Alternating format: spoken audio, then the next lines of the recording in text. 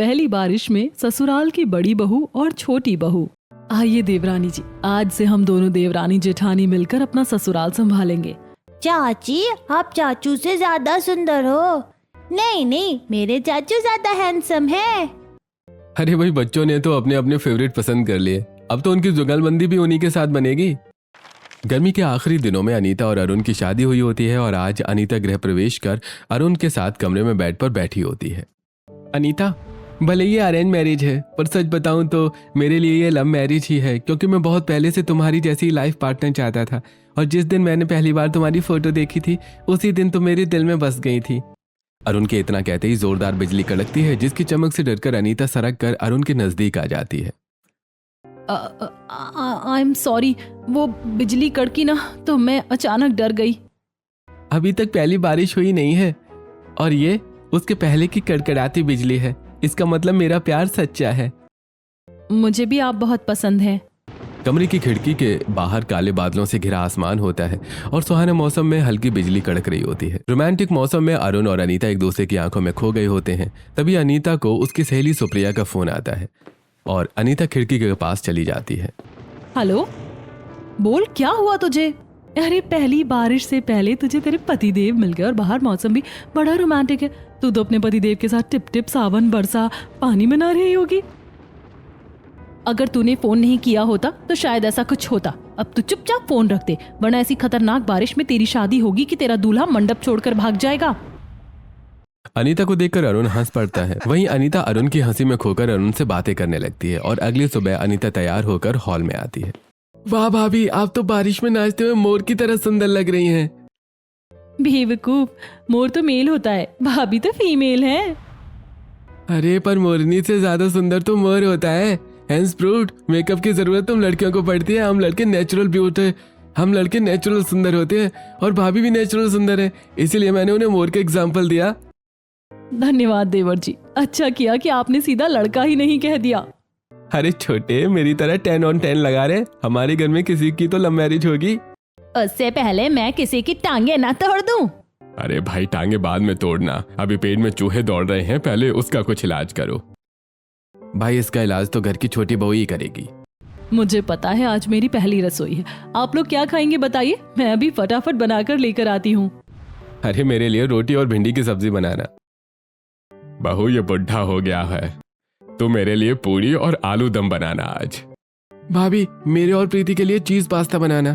चाची चाची, मेरे लिए बॉर्नवीटा और इस बुद्धू के लिए भी बॉर्नवीटा। मैं अभी सबकी पसंद का खाना बनाकर लाती हूँ। अनीता किचन में जाती है और सबकी फरमाइशों का खाना बनाना शुरू करती है। तभी एक बार फिर काले बादल आसमान को घेर लेते हैं और जोरदार हवाएं चलना शुरू होती हैं। कितना अच्छा बारिश का मौसम बना है। सुप्रिया सही कह रही थी, गर्मी के बाद मेरी पहली बारिश मेरे ससुराल में होने वाली है। मुझे बारिश बहुत पसंद है, मैं बारिश में बहुत एंजॉय करूंगी। अनीता खिड़की के पास आकर ठंडी हवा महसूस करने लगती है। वहीं अनीता की हेल्प करने आई नीलम किचन के दरवाजे से सारी बात सुनती है। ससुराल की पहली बारिश, मेरी भी पहली बारिश में बहुत अरमान थे, पर घर की नई नवेली बड़ी बहू नीलम को अपने ससुराल की पहली बारिश में बालकनी में हाथ फैलाई खड़ी बारिश की पहली बूंद का इंतजार कर रही होती है। लगता है आज मेरे ससुराल में मेरी पहली बारिश होने वाली है। आज अपने ससुराल की पहली बारिश की पहली बूंद से आखिरी बूंद तक मैं एंजॉय करूंगी। अरे बड़ी बहू, कहाँ टाइम पास कर रही हो? देखती नहीं बारिश होने वाली है, जल्दी छत पर से सूखे कपड़े उतार ला, कपड़े भीगने नहीं चाहिए। बारिश की पहली बूंद नीलम के हाथों पर गिरने वाली होती है। तभी शारदा की आवाज सुनकर नीलम दौड़ते हुए छत पर पहुंचती है और सूखे कपड़े उतारती है और बारिश से पहले कपड़े लेकर नीचे उतरती है। तभी जोरदार तेज बारिश शुरू हो जाती है। मैं तो अपने ससुराल की पहली बारिश में भीग ही नहीं पाई, सूखे कपड़े बचाने में ही फंस गई।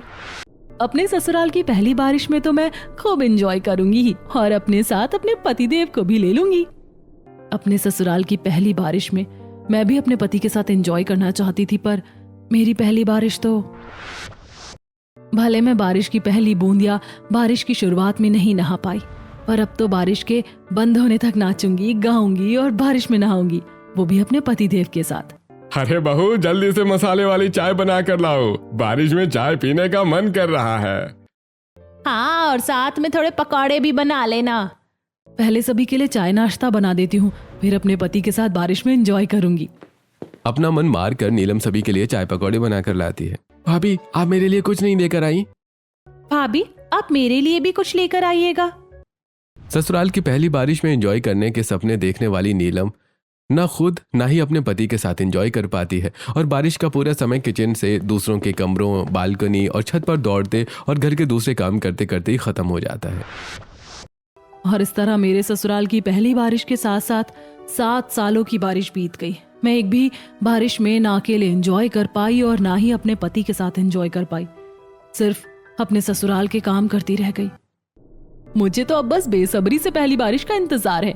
मैं अपने ससुराल की पहली बारिश में खूब एंजॉय करूंगी। अगर देवरानी जी बारिश में एंजॉय करेंगी तो इस साल भी मैं अकेले या अपने पति के साथ बारिश एंजॉय नहीं कर पाऊंगी। इसीलिए इस साल बारिश में सारी जिम्मेदारी देवरानी जी की ही होगी। मैं तो पूरी बारिश एंजॉय करूंगी। अपनी पहली बारिश के इंतजार में अनीता अपनी पहली रसोई बनाती है और पूरे परिवार को डाइनिंग टेबल पर खाना परोसती है। अरे वाह छोटी बहू, तुम तो बड़ी बहू से भी ज्यादा स्वादिष्ट खाना बनाती हो। सच में तेरी जेठानी भी इतना अच्छा खाना नहीं बनाती है। लगता है तूने बड़े दिल से खाना बनाया है। मैं तो कहती हूँ आज से घर का खाना देवरानी जी ही बनाएंगी। वैसे भी मेरे हाथ का स्वाद पुराना हो गया है। कुछ दिन देवरानी जी के हाथों का खाना खाइएगा तो आप लोगों के टेस्ट में भी फेर बदल आएगा। अरे हाँ बड़ी भाभी, बिल्कुल सही कह रही हैं। छोटी भाभी आज से हमारे लिए खाना आप ही बनाइएगा। हाँ हाँ क्यों नहीं, बिल्कुल। ऐसे ही अनीता की पहली रसोई पूरी होती है। कुछ दिन बीतते हैं, अनीता अपने ससुराल की जिम्मेदारियां समझ जाती है और छोटी बहू की तरह नीलम के साथ अपने ससुराल के काम करती है।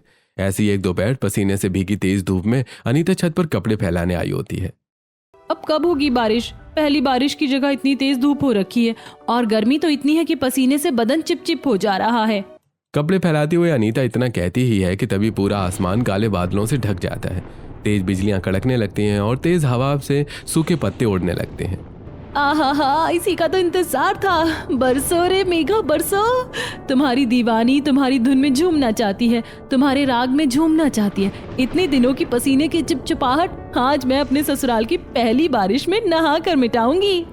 इतना कहकर अनीता अपने दोनों हाथ फैलाकर आसमान की तरफ देखकर बारिश का इंतजार करने लगती है। तभी हॉल से शारदा की आवाज आती है। अरे छोटी बहू कहाँ हो तुम? देखो तेज हवा से रसोई के सारे डब्बे और बर्तन कहीं गिरने ना लगे। जल्दी रसोई संभालो। हाँ हाँ मम्मी जी अभी आई। अनीता दौड़ते हुए रसोई में आ जाती है जहां तेज हवा से सभी बर्तन आपस में टकराकर तेज आवाज कर रहे होते हैं। अनीता तुरंत खिड़की बंद करती है और तभी जोरदार बारिश शुरू हो जाती है। ये क्या, बारिश तो शुरू हो गई और मैं बारिश में भीग ही नहीं पाई। हे भगवान, इतने दिनों से मैं अपने ससुराल की पहली बारिश का इंतजार कर रही थी और जब बारिश हुई तो मैं खुला आसमान छोड़कर रसोई में भाग आई। मुझसे बड़ा बेवकूफ कौन ही होगा। कोई बात नहीं, अब छत पर चली जाती हूँ। अरे बहू देखो, घर की सभी खिड़कियों से पानी घर में घुस आया है। जल्दी पानी साफ करो वरना कोई फिसल कर गिर जाएगा। अनीता पोछा लेकर रामलाल के कमरे में आती है और पानी साफ करने लगती है। वहीं नीलम छत पर मौसम की पहली बारिश में नहा रही होती है। थैंक यू देवरानी जी, आपकी वजह से मैं अपने ससुराल की बारिश में नहा पाई, वरना आपकी जगह अगर मैं होती तो आज रसोई के बर्तन सजा रही होती, खिड़की दरवाजे बंद कर रही होती और यहाँ वहाँ पोछा लेकर घूम रही होती। काम तो मैंने भी बहुत साल किए हैं पर आज करना आपको अकेले पड़ रहा है, माफ कीजिएगा। इतना कहकर नीलम बारिश में झूमने लगती है। वहीं अनीता की खिड़की दरवाजों से आए बारिश के पानी को साफ करते करते बारिश बंद हो जाती है और ऐसे ही शाम होती है। अनीता मंदिर में दिया जला रही होती है। क्या हुआ अगर मैं अपने ससुराल की पहली बारिश में नहीं नहा पाई, पर अगर अभी बारिश हुई तो मैं अरुण के साथ बारिश में नहाऊंगी और खूब मस्ती करूंगी। अनीता इतना कहती है कि तभी तेज बिजलियां कड़कने और बारिश की छमछम की आवाज आती है। थैंक यू भगवान जी, आपने इतनी जल्दी मेरी बात सुन ली। मेरे कहते ही आपने बारिश शुरू करवा दी। अब जा रही हूँ, जल्दी से अरुण के पास जाती हूँ और उसे कहती हूँ कि छत पर चलो हम बारिश में नहाएंगे। इतना कहकर अनीता कमरे की तरफ बढ़ती है और सीढ़ियों पर होती है। तभी शारदा, अरे बहुओं शाम का वक्त है और इतनी अच्छी बारिश हो रही है, जरा अपने हाथों के गर्मा गर्म चाय पिला दो। घर की छोटी बहू की पहली बारिश है उसके ससुराल में, आज तो चाय घर की छोटी बहू बनाएगी, क्यों देवरानी जी? हाँ हाँ मैं अभी चाय बना कर लाती हूँ।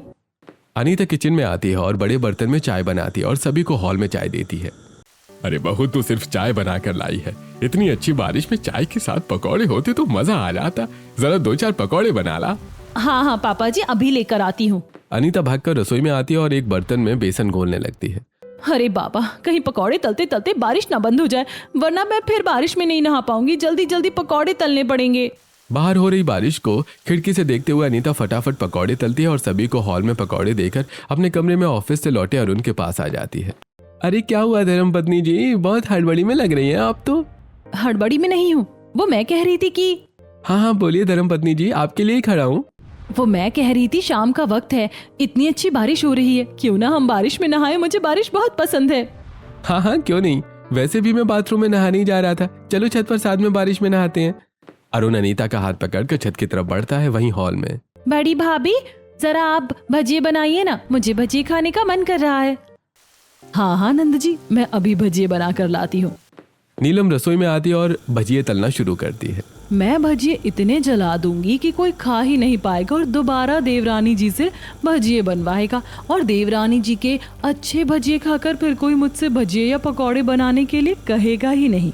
सब उन्हीं से कहेंगे, क्योंकि जो जितना अच्छा काम करता है उसे उतना ही काम करना पड़ता है। ये चीज मैंने अपने ससुराल में सीख ली है। इतना कहकर नीलम जानबूझकर भजिया जला देती है और सभी को हॉल में परोसती है। भजिया देखकर सभी का मुंह बन जाता है। ये क्या है नीलम, तुमने तो सारी भजिया जला दी। ये भजी तो कड़वे लग रहे हैं, हम नहीं खाएंगे। अरे छोटी भाभी कहाँ है? छोटी भाभी ने इतने अच्छे पकौड़े बनाए हैं, तो भजिया भी बहुत अच्छे से बनाएंगी, उनको बुलाइए। अरे छोटी बहू, ओ छोटी बहू कहाँ हो, जरा भजिया तल दो। अरुण, पापा जी मुझे भजिए तलने के लिए बुला रहे हैं, मैं उनके लिए भजिए तल कर आती हूँ। हो सकता है तब तक बारिश बंद हो जाए, तुम जाओ बारिश में नहा लो। हाँ अनीता, तुम जाओ पापा के लिए भजिया तल दो, अगर बारिश होती रहेगी तो हम साथ में नहाएंगे, वरना फिर कभी साथ नहा लेंगे। अरुण छत की सीढ़ियों से ही अपने कमरे में चला जाता है। वहीं अनीता भी सीढ़ियों से लौटकर रसोई में आकर भजिया तलने लगती है और भजिया तलते तलते बारिश बंद हो जाती है। कहा मैंने सोचा था कि अपने ससुराल की पहली बारिश में नहाऊंगी, अपने पति के साथ बारिश में नाचूंगी, गाऊंगी, एंजॉय करूंगी। ना मैं पहली बारिश ही देख पाई, ना ही अपने पति के साथ बारिश में नहा पाई, ऊपर से किचन में भजिए तल रही हूँ। मेरा तो सारा प्लान ही फ्लॉप हो गया। इसी तरह अब हर रोज जब भी बारिश होती, ससुराल वाले अनीता से तरह तरह की चीजें बनाकर खाते हैं और घर की छोटी बहू होने के नाते अनीता को ही घर की साफ सफाई करनी पड़ती है। ऐसे एक रविवार अनीता हॉल में पोछा मार रही होती है, तभी जोरदार बारिश शुरू हो जाती है। हे भगवान, आज ये बारिश फिर शुरू हो गई। अब फिर मेरे ससुराल वालों की फरमाइशें आएंगी और उनके साथ साथ मुझे पूरे घर, आंगन और घर में आए पानी को भी साफ करना पड़ेगा। कहाँ मैं बारिश देखकर खुश हुआ करती थी और अब बारिश देखकर मुझे टेंशन हो जाती है। भाभी जरा मेरे लिए नमक पारे बना दीजिए ना, मैं अपने कमरे में ठंडी बारिश का मजा लेते हुए नमक पारे खाऊंगा और एक रोमांटिक मूवी देखूंगा। तब तो भाभी मेरे लिए आप पॉपकॉर्न बना दीजिए, मैं के ड्रामा देखूंगी। बहू तू अपने ससुर, मेरे और बच्चों के लिए काठी बना दे और थोड़े आलू चाप और ब्रेड पकौड़े भी बना लेना। आज रविवार है, इसीलिए सबकी फरमाइशें भी डबल हो गई हैं। ऐसा करती हूँ, जेठानी जी की मदद ले लेती हूँ ताकि बारिश बंद होने से पहले सारा काम कर सकूं। अनीता नीलम के कमरे में आती है, जहां नीलम हाथों में नेल पेंट लगा रही होती है। देवरानी जी आप यहाँ? जेठानी जी जरा किचन में चलिए, घर वालों ने बहुत सारी चीजों की फरमाइश की है, मेरा हाथ बटा दीजिए ताकि मैं जल्दी काम खत्म करके अपने ससुराल की बारिश को एंजॉय कर सकूं।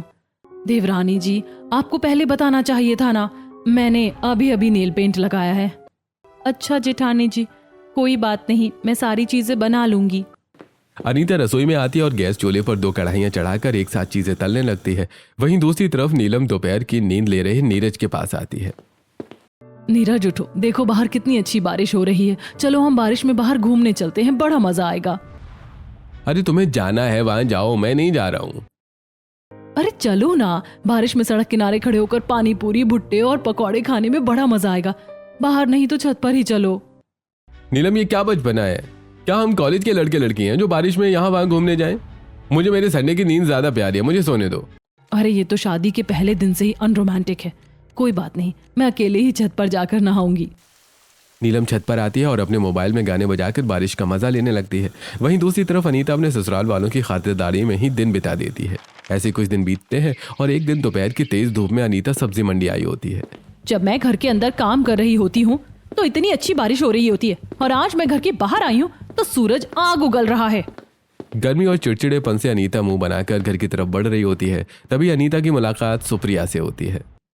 तो न्यूली मैरिड कपल बारिश के मौसम में शादी की है, तब तो अपने पति के साथ खूब बारिश में एंजॉय करती होगी। नहीं, कुछ एंजॉय नहीं कर पाती हूँ, मुझे पता है तू झूठ बोल रही है। जब से बारिश हुई है तब से मैं देख रही हूँ तू बहुत कम ऑनलाइन आ रही है। इसका मतलब तू अपना काफी समय अपने पति के साथ बिता रही है। सच बता। सच सुनना है तो सुन। जब पहली बार बारिश हुई तो मैं कपड़े और पोछे लेकर दौड़ रही थी। दूसरी बार बारिश हुई तो मैं कढ़ाई और कलछी लेकर दौड़ रही थी। और तब से यही चल रहा है मेरी ससुराल की बारिश में। आज भी देख ससुराल का काम ही कर रही हूँ। लगता है ये बारिश ऐसे ही बीत जाएगी। अनीता के इतना कहते ही ठंडी हवाएं चलने लगती हैं और आसपास के फूलों के पौधों से उड़ते हुए फूल अनीता के ऊपर बरसने लगते हैं और मूसलाधार बारिश शुरू हो जाती है। वाह भगवान, तू तो मुझ पर मेहरबान है। थोड़ी मेहरबानी तब दिखा दिया कर जब मेरे ससुराल वाले मुझसे काम करवा रहे होते। खैर, अभी तो मैं बारिश में खूब नहाऊंगी। इतना कहकर अनीता बारिश का मजा लेने लगती है। वहीं दूसरी तरफ ससुराल में बड़ी बहू, बारिश शुरू हो गई। जल्दी छत से कपड़े लेकर अंदर आ और बालकनी में सूख रहे पापड़ भी अंदर कर लेना। हाँ मम्मी जी, अभी करती हूँ। नीलम दौड़कर बालकनी से पापड़ अंदर खींचती है और तुरंत सीढ़ियां चढ़कर छत पर आती है और सूखे कपड़े समेट कर सीढ़ियां उतरते हुए फिसल कर गिर जाती है।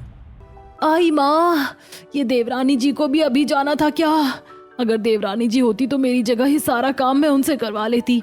मम्मी हमारे लिए हॉट मिल्क शेक बनाओ जल्दी। हम हॉट मिल्क शेक पीते हुए बारिश में टीवी देखेंगे। और नीलम, मेरे लिए एक ब्लैक टी बना देना। नीलम कमर संभाल कर उठती है और बारिश बंद होने तक घर वालों की फरमाइश का खाना ही बनाती रहती है।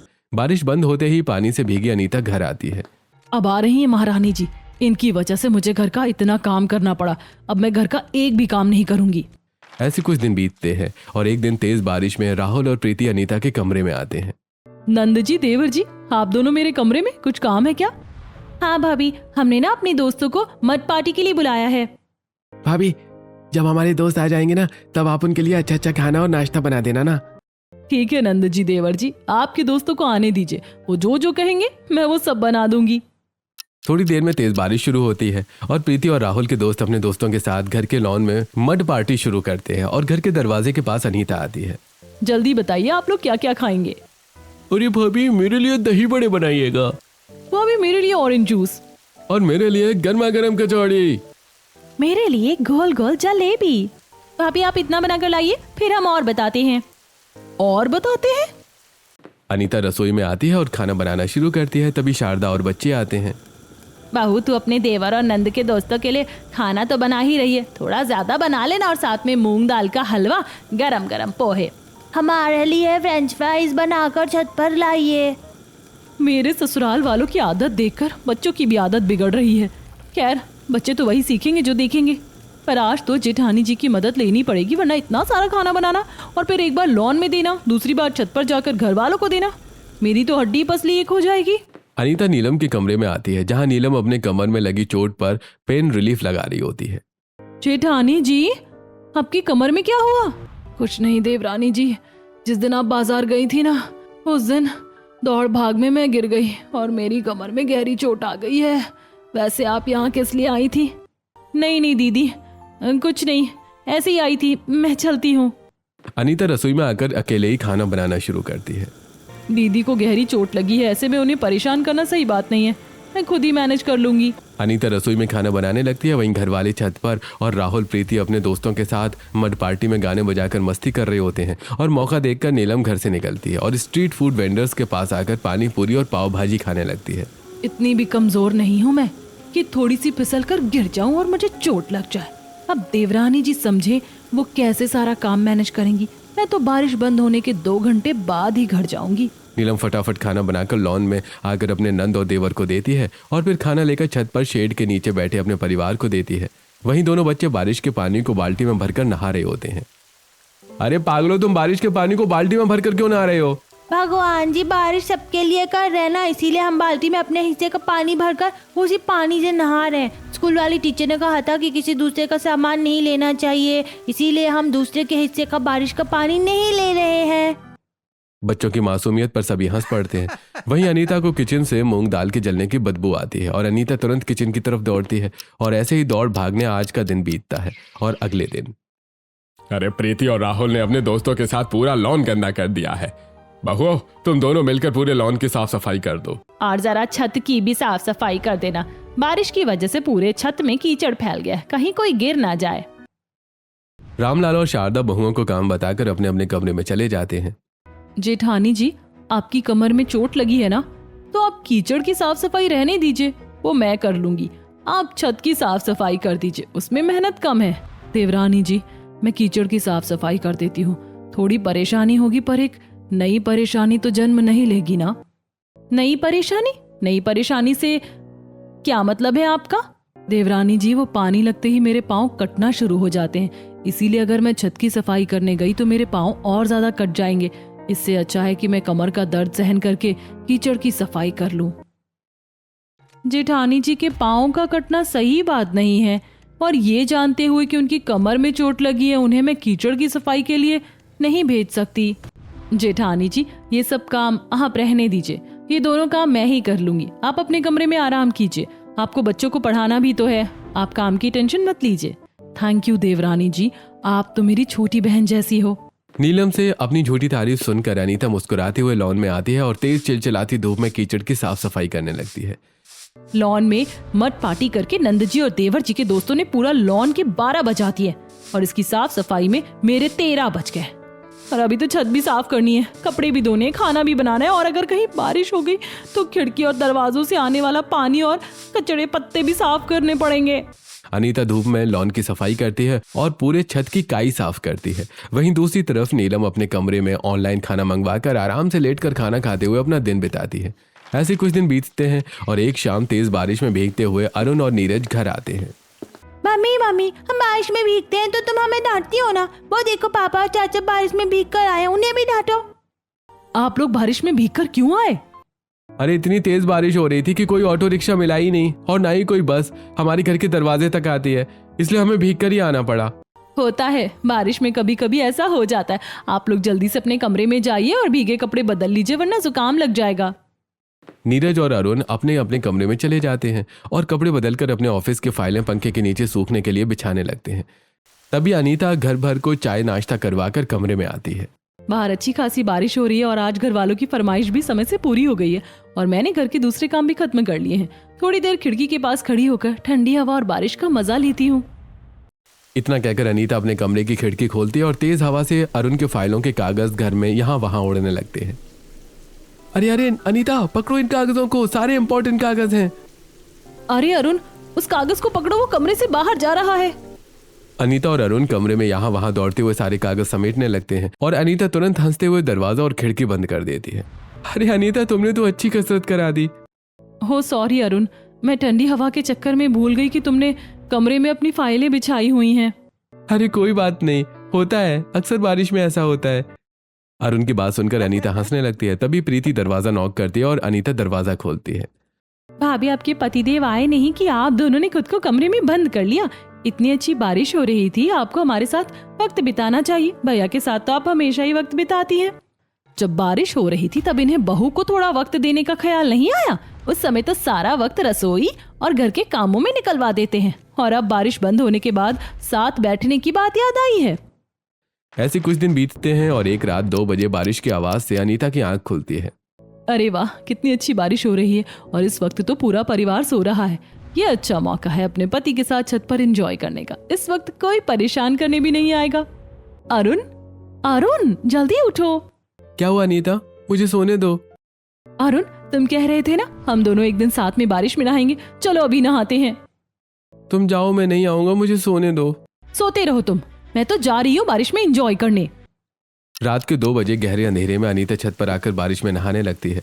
वहीं छत के दूसरी तरफ नीलम भी बारिश में भीग रही होती है। इतने अच्छे से मैं नीरज को जगा रही थी पर यह आदमी उठने का नाम ही नहीं ले रहा था। दोनों बहुएं एक ही छत पर 2 अलग अलग कोनों में बारिश में भीगने लगती हैं। वहीं दूसरी तरफ अपने अपने कमरे में अरुण और नीरज की आंख खुलती है। नीलम इतने दिनों से मुझे साथ में बारिश एंजॉय करने के लिए कह रही थी, आज इसके साथ चला ही जाता हूँ, कब तक बोरिंग बना रहूंगा। मैं तो जानबूझकर अनीता के साथ छत पर नहीं गया था, अब पीछे से जाकर उसे सरप्राइज देता हूँ। दोनों भाई अपने कमरे से निकलते हैं। अंधेरे में अरुण नीलम को पीछे से पकड़ लेता है और नीरज अंधेरे में अनीता की उंगलियां पकड़कर उसे घुमाने लगता है। आखिरकार आ गए आप, बड़ा अच्छा किया, अब हम खूब एंजॉय करेंगे। अच्छा, तो आप मुझे सरप्राइज देना चाहते थे, मुझे बहुत अच्छी लगी तुम्हारी ये शरारत। चारों के पैरों की आहट से शारदा की नींद खुल जाती है। वो बिजली की चमक में चारों एक दूसरे की शक्ल देखकर एक दूसरे से हट जाते हैं। अरे तुम भाभी भाभी आप, गलती हो गई भाभी, सॉरी। तभी शारदा हाथ में झाड़ू और चप्पल लिए छत पर आती है। अरे कौन है छत पर? आज तो मैं इस चोर की हड्डी पसली तोड़ दूंगी। इसकी हिम्मत कैसे हुई मेरी छत पर आने की? शारदा की आवाज़ सुनकर अंधेरे में दोनों भाई छत की पाइप से उतरकर अपने अपने कमरे में चले जाते हैं। वहीं अचानक बिजली की चमक में शारदा दोनों बहुओं को देख लेती है। अरे बहुओं, तुम दोनों इतनी रात गए छत पर क्या कर रही हो? तुम्हें नींद नहीं लग रही क्या? मम्मी जी, वो तो मैं देवरानी जी के पाँव की आवाज़ सुनकर छत पर चली आई। बहू, तूने तो सबकी नींद खराब कर दी। मैं भी तेरे ही पाँव की आहट सुनकर छत पर आई हूँ। माफ़ कीजिएगा, मैं तो बस ये देखने आई थी कि छत पर कोई कपड़ा तो नहीं छूट गया है, वरना तेज़ बारिश में उड़ जाता।